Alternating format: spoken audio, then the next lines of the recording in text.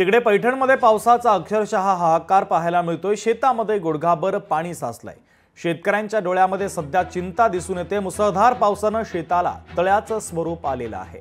शेतकरी हवालदिल झालेला आहे। उभं पीक आता या पुराच्या पाण्यानं आडवं झालेलं आहे। लाखो रुपयांचं नुकसान झाल्यानं शेतकरी चिंतेत सापडलाय।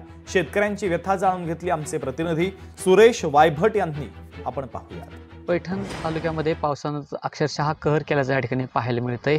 मी सध्या एखाद्या तळ्यात उभ्या नसून या शेतामध्ये आहे। आपण जर पाहिलं तर पैठण तालुक्यातील आगर नांदर या शिवारामध्ये आहे। या ठिकाणी आपण पाहू शकतो की जे कापशांचं शेत आहे या शेतामध्ये अक्षरशः कपाशीच्या पिकामध्ये पूर्णतः पाणी साचल्याचं आपल्याला या ठिकाणी पाहायला मिळतंय। सध्या मोठ्या संख्येनं जे आहे ते नुकसान या शेतकऱ्याचं झाल्याचं पाहायला मिळतंय, कारण जी कपाशी आहे ती पूर्णतः पाण्यात गेलेलं आहे। आपल्यासोबत शेतकरी आहेत, आपण त्यांची देखील प्रतिक्रिया जाणून घेऊयात। काय सांगाल, पाऊस झाला, कशा पद्धतीने नुकसान झालं?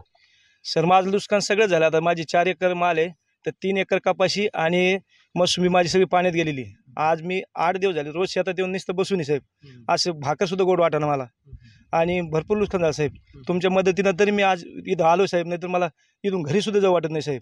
तुम्ही बघू शकता शेतकऱ्याची आज अशी कंडिशन आहे, त्याची दिपोळी नाही, त्याचं दिवाळा निघलेलं आहे।